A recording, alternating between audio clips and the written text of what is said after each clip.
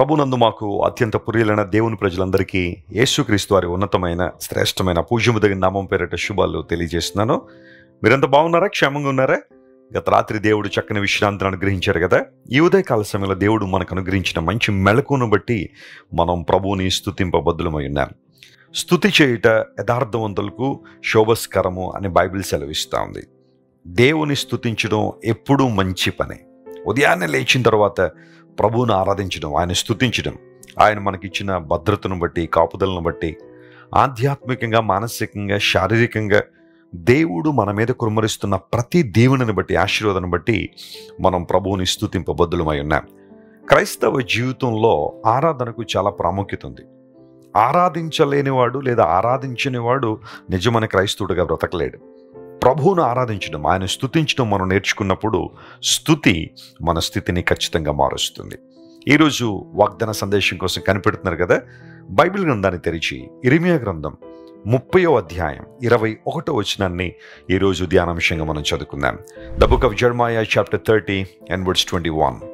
వారిలో పుట్టినవాడు వారికి రాజుగా ఉండును, వారి మధ్యన పుట్టినవాడొకడు వారిని ఏలును. నా సమీపమునకు వచ్చుటకు ధైర్యము తెచ్చుకున్నవాడేవాడు, నా సన్నిధికి వచ్చునట్లుగా నేను వానిని చేరదీసెదను. ఇదే యెహోవా వాక్కు. Praise the Lord. This is what the Lord says. దేవుడు మాట్లాడుతున్న మాట ఇదే యెహోవా వాక్కు. ఏంటా వాక్కు అంటే, నేను వానిని చేరదీసెదను. I will draw him near to me. ఎంత చక్కని వాగ్దానం ఇది. ఆయన మనల్ని త్రోసేసే దేవుడు కాదు, లేదా చెదరగొట్టేసే దేవుడు కాదు. ఆయన మన అవిధేయతను బట్టి, మన గర్వాన్ని బట్టి, మన అహంభావాన్ని బట్టి చెదిరిపోయే వ్యక్తులుగా మనం ఉంటాం. కానీ దేవుడు ఎప్పుడూ కూడా మనల్ని పోగు చేయాలనే, సమకూర్చాలనే దేవుడు ఆశిస్తున్నాడు. ఆయన మనల్ని బలపరచాలని కోరుతున్నాడు. నేను వానిని చేరదీస్తాను. ఈ రోజుల్లో చాలామంది ప్రజల చేత ద్వేషించబడుతున్నప్పుడు, లేదా మనుషులు వారిని దూరంగా పెట్టేసినప్పుడు విలవిల్లాడిపోతుంటారు, బాధపడుతూ ఉంటారు. వారు నన్ను పట్టించుకోవట్లేదండి, వారు నన్ను దగ్గరికి రానివ్వట్లేదండి, వారి ఆనందంలో వాళ్లే కానీ నన్ను వారి ఆనందంలో లేదా వారి సహవాసంలో నన్ను ఉండనివ్వట్లేదండి అని చాలామంది వెలివేతకు గురివేయబడిన వారు బాధపడడం మనం చూస్తున్నాం. అయితే దేవుని మంచితనం బైబిల్లో ఎంత స్పష్టంగా కనబడుతుందంటే, గొప్ప దేవుడు, ఆది మధ్యాంతరహితుడైన దేవుడు, సకల ఆశీర్వాదములకు కారణభూతుడైన దేవుడు మనలను చేరదీసే దేవుడట. చెదిరిపోయిన మనందరినీ కూడా చేరదీసి మనల్ని బలపరిచి తన మహిమ కొరకు ఆయన మనల్ని నిలబెడతారు. కీర్తనకారుడు ఒక సందర్భంలో ఏమంటాడంటే, మనం 27వ కీర్తన 10వ వచనం చదివితే, నా తల్లిదండ్రులు నన్ను విడిచినను యెహోవా నన్ను చేరదీయును అనే మాట అక్కడ రాయబడి. తల్లిదండ్రులు బిడ్డలను ప్రేమిస్తారు. అయితే కొన్ని పరిస్థితుల్లో వారు బిడ్డల్ని వదిలిపెట్టి వెళ్ళిపోవచ్చు. బహుశా కొంతమంది మానసికంగా బిడ్డల్ని వదిలిపెట్టేస్తారు, డిటాచ్ అయిపోతూ ఉంటారు, వారి బాగోగులు పట్టించుకోరు. తల్లిదండ్రులు ఉన్నా లేనట్టుగానే చాలామంది పిల్లలు బతికేస్తున్నారు లోకంలో. కొన్ని కుటుంబాల్లో తల్లిదండ్రుల్ని కోల్పోయిన వారు ఉంటారు. యాక్సిడెంట్ల ద్వారానో లేదా వ్యాధి రావడం ద్వారానో తల్లిలో తండ్రి దూరం అయిపోయిన పరిస్థితుల్లో కొంతమంది చిన్న బిడ్డలు ఎదుగుతూ ఉంటారు, లేదా చిన్న బిడ్డలు బ్రతుకుతూ ఉంటారు. బైబిల్ సెలవిస్తూ ఉంది, భౌతికమైన తల్లిదండ్రులు కొన్ని సందర్భాల్లో మనల్ని వదిలిపెట్టి వెళ్ళిపోవచ్చు, కానీ పరమందున్న దేవుడు, మన తండ్రి అయిన దేవుడు మనల్ని విడిచిపెట్టేవాడు కాదు. ఆయన మనల్ని చేరదీస్తాడని చక్కని మాట రాయబడింది. దావీదు భక్తుని జీవితంలో కూడా బహుశా తల్లిదండ్రుల నుంచే కొంత అవమానాన్ని కూడా ఎదుర్కొని ఉండొచ్చు. ఎందుకోసమంటే, సమూయేలు యెష్షయి బిడ్డల్ని అభిషేకించడానికి వచ్చినప్పుడు యెష్షయి అందరినీ పిలిచాడు, కానీ దావీదుని పిలవలేదు. దావీదుని ఇగ్నోర్ చేశాడు. ఇంకెవరైనా ఉన్నారని అడిగేంత వరకు కూడా దావీదు గుర్తుకు రాలేదు యెష్షయికి. కానీ దేవుడు దావీదును కోరుకుని, దావీదును ఎన్నుకొని, దావీదును చేరదీసి ఇశ్రాయేలు రాజ్యానికి రాజుగా నిలబెట్టాడు. ఈరోజు బహుశా నీవు కూడా ఒంటరితనంతో ములుగుతున్నావా? ప్రజలందరూ నిన్ను వెలివేశారా? అందరూ నిన్ను దూరం పెట్టేశారా? అందరూ నిన్ను చెదరగొట్టేస్తున్నారా? నీ దేవుడు నిన్ను చేరదీయవాడు, ఆయన నిన్ను బలపరిచే దేవుడు. ఆయన యేసు ప్రభువారి లోకంలో ఉన్న కాలంలో ఆయన ఒక ఇంటికి భోజనానికి ఆహ్వానించబడ్డారు. ఆయన భోజనాన్ని కూర్చున్నప్పుడు ఆయనకు ఎదురుగా జలోదర వ్యాధితో బాధపడుతున్న వ్యక్తి కనబడ్డాడు.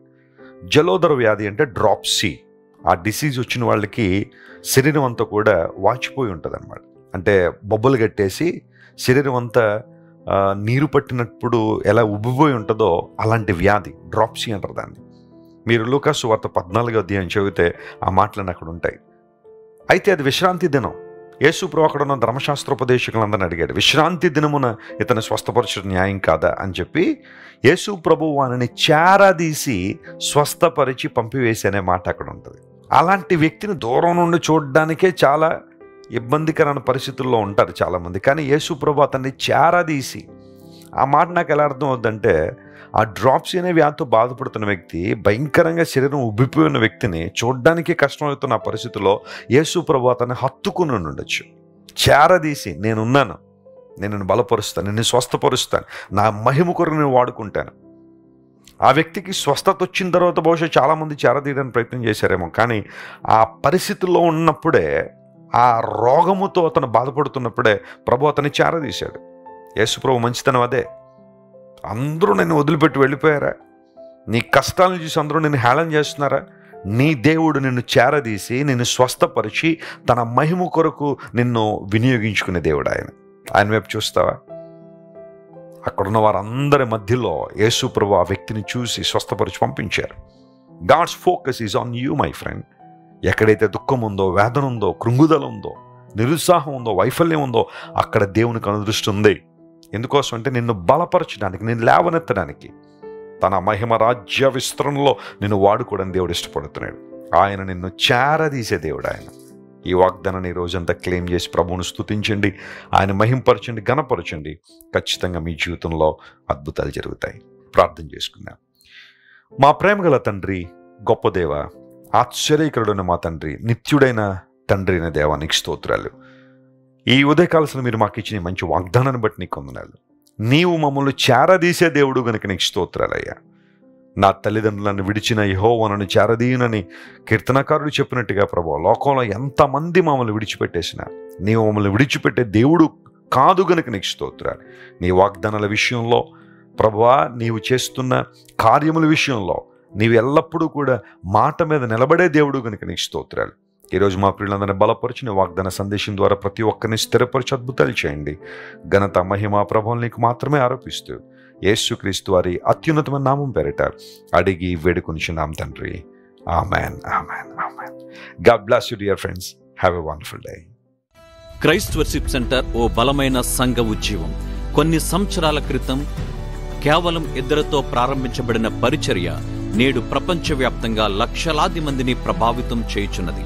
రాజమండ్రి, సికింద్రాబాద్, బెంగళూరు, చెన్నై, నెల్లూరు, దుబాయ్, బెహ్రైన్, కరీంనగర్, విశాఖపట్నం, గద్వాల్, కొవ్వూరు, మలకపల్లి, శ్రీలంక, భూటాన్, అడ్డతీగల, పాలమూరు, ఒంగోలు, బళ్ళారి, కోరుకొండ, పోతవరం, నల్లజర్ల, వెంకటరామయ్యగూడెం, మచిలీపట్నం, ఇందిరానగర్లతో పాటు అనేక గ్రామాల్లో క్రైస్ట్ వర్షిప్ సెంటర్ ఆరాధనలు జరుగుచున్నవి.